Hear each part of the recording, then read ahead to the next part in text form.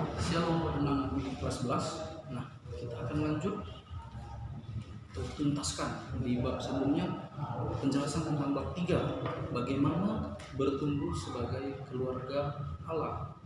Nah, kita ambil ada 3 ayat Alkitab, boleh kalian catat. Yang pertama dari Yohanes 15 ayat 1 sampai 8. Yang kedua Lukas 8 ayat 4 sampai 15, dan yang terakhir dari Mazmur 1 ayat 1 sampai 6. Nah, boleh nanti kalian buka. Oke, Bapak akan jelaskan sedikit dari pelajaran kita hari ini. Bertumbuh sebagai keluarga Allah. Nah, setiap manusia mempunyai definisi masing-masing tentang keluarga yang berbahagia. Ada mungkin yang menganggap keluarganya bahagia itu karena dia punya hal yang mencukupi, kebutuhan yang dicukupi. Nah, ada juga yang berpikir keluarga yang bahagia adalah ketika ayahnya mempunyai jabatan yang besar atau orang yang terpandang di luar. Nah, ada juga anak yang memandang keluarga yang bertumbuh itu adalah, atau keluarga yang bahagia adalah keluarga yang punya ayah yang punya penghasilan atau gaji yang besar. Nah, apakah itu benar? Itu tergantung persepsi anak-anak bapak sekalian. Tapi keluarga yang benar bahagia adalah keluarga yang bertumbuh sebagai keluarga Allah. Nah, artinya keluarga yang bertumbuh itu seperti apa? Nah, bertumbuh itu berasal dari kata tumbuh dalam Kamus Besar Bahasa Indonesia, berarti timbul atau hidup dan bertambah besar atau sempurna atau sedang berkembang atau menjadi besar. Nah, bertumbuh ini juga bukan hanya soal bertambah banyak, tetapi berkembang dan berbuah. Nah, setiap individu mengalami pertumbuhan yang berbeda, baik secara fisik, intelektual, emosional maupun spiritual. Oke. Nah, itu tadi ya, Bapak ulangi lagi. Setiap individu mengalami pertumbuhan yang berbeda, baik secara fisik, secara intelektual, emosi, sosial maupun spiritual. Ada 5. Oke? Ada 5.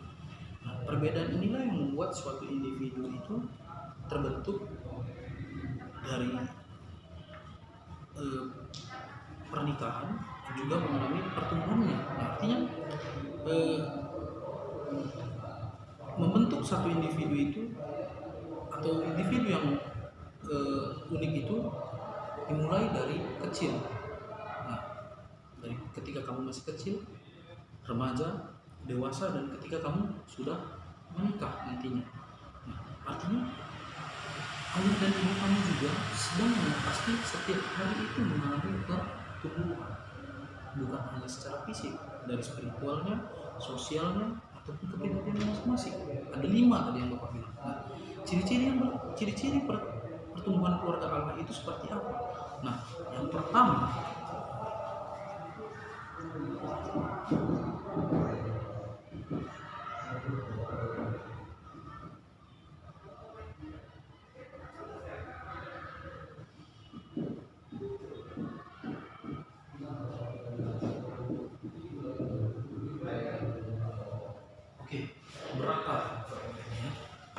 berakar menunjukkan pada pohon dan tanaman yang lainnya yang akarnya tertancap jauh di dalam tanah. Artinya kalau pohon tanpa akar tidak mungkin bisa berdiri walaupun sebagaimana tebal kayu ataupun batangnya. Nah, artinya akar ini sebagai penopang. Nah, bagaimana ciri-cirinya? Yang pertama, keluarga yang berakar ini menjadikan firman Allah sebagai tempat tinggal keluarga. Artinya di tengah-tengah keluarga itu mereka mempunyai atau mengimani Allah itu adalah pemimpin keluarganya. Yang kedua, keluarga menyampaikan pengalaman iman para leluhur kepada anggota keluarganya. Artinya ayah dan ibu kamu bertanggung jawab juga untuk mengingatkan bagaimana iman dari para leluhur. Artinya iman atau firman Tuhan itu selalu diperbarui di rumah. Nah, jika tidak, coba ingatkan orang tua. itu adalah tugas anak untuk membantu orang tua. Artinya selain membantu pekerjaan rumah, kamu juga bisa mengingatkan bahwa keluarga di tengah-tengah keluarga itu harus menjadi keluarga yang bertumbuh kepada Allah. Nah, keluarga yang bertumbuh itu yang kedua bagaimana? Bertumbuh. Yang pertama berakar, yang kedua bertumbuh.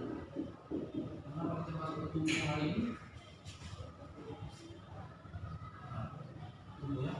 Artinya keluarga yang bertumbuh itu adalah keluarga yang sebagai tempat bernama kudus. Artinya ada kekudusan di tengah-tengah rumah tangga tersebut. Nah, artinya keluarga yang memberi perlindungan terhadap nilai-nilai yang merusak budaya keluarga, misalnya kekerasan, perselisihan, pertengkaran dan sebagainya. Artinya jangan ada yang seperti itu di tengah-tengah. Jika pernah ataupun ada yang terlaksana, mari ingatkan agar itu tidak terjadi, agar kekudusan ada di tengah-tengah keluarga. Nah, yang kedua, keluarga yang menyambut kehadiran Allah dalam kehidupan sehari-hari. Artinya setiap hari itu kamu harus menyambut Allah ada di tengah-tengah keluargamu. Artinya coba setiap pagi bangun pagi lakukan renungan, doa, paling tidak berdoa ketika kamu bangun. Ingatkan kepada orang tua, jika bisa lakukan santai. Artinya setiap pagi kamu mengundang ataupun menyambut kehadiran Allah di tengah-tengah keluarga. Nah, keluarga yang bertumbuh selanjutnya yang ketiga adalah keluarga yang mencari tuntunan Allah yang dilakukan pertemuan keluarga secara rutin setiap hari. Artinya di tengah-tengah keluarga itu meyakini bahwa Allah atau Yesus Kristus ada di tengah-tengah keluarga itu sebagai penuntun keluarga itu setiap harinya. Nah, yang terakhir, bertumbuh itu adalah keluarga yang menopang kehidupan religius atau rohani masing-masing anggota keluarga. Nah, jadi tengah keluarga itu harus ada saling mendukung dalam segi iman. Artinya kamu harus mendukung orang tuamu, mengingatkan orang tuamu jika ini tidak berjalan dengan baik. Nah, sebagai anak juga kamu harus mengikuti arahan orang tuamu agar keluarga itu selalu ada di tengah-tengahnya Allah ataupun Yesus Kristus sebagai pemimpin. Nah, selanjutnya yang ketiga adalah berbuah.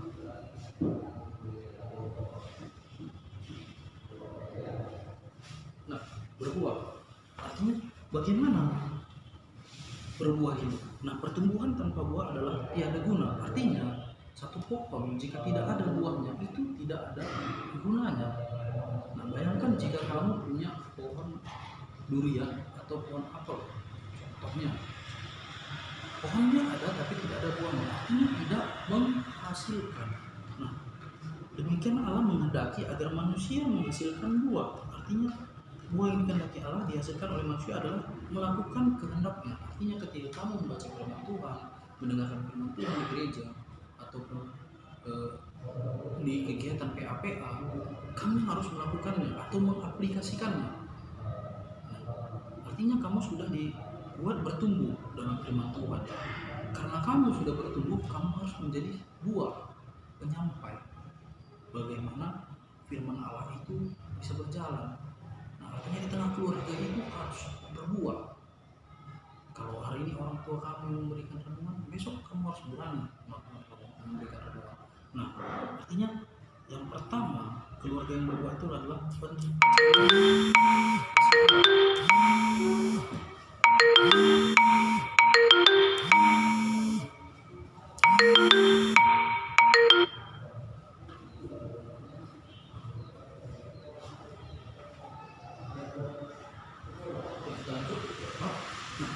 kasih Allah. Artinya kehidupan sebagai wujud nyata realisasi keluarga Allah. Yang kedua, penerimaan komitmen dan komitmen yang merupakan suatu kemauan atau saling menerima tanpa syarat setiap anggota keluarga pribadi dalam kasih agape. Artinya hal ini sebagai komitmen yang bersama dan yang sejati. Nah, yang ketiga, pengukuhan dan dorongan antar keluarga. Artinya di dalam keluarga itu harus ada saling support, saling mendukung agar berjalannya keluarga yang berbuah ini tadi. Oke, penjelasan bahan Alkitabnya di Yohanes 15 ayat 1 ayat 8 tadi. Yesus membicarakan tentang pokok anggur.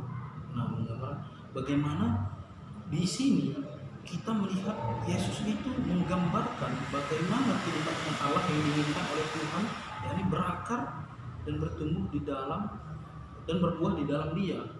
Nah, di Lukas dan Matius, Yesus memberikan perumpamaan tentang penabur yang menaburkan benih pada 4 jenis tanah yang digambarkan sebagai firman Tuhan. Nah, jenis yang pertama menggambarkan benih yang jatuh di pinggir jalan. Yang kedua, jenis kedua menggambarkan benih jatuh di atas bebatuan, dan ketiga jenis adalah seperti benih yang jatuh di dalam penuh semak duri. Dan yang terakhir jenis keempat, benih yang jatuh di dalam tanah yang baik.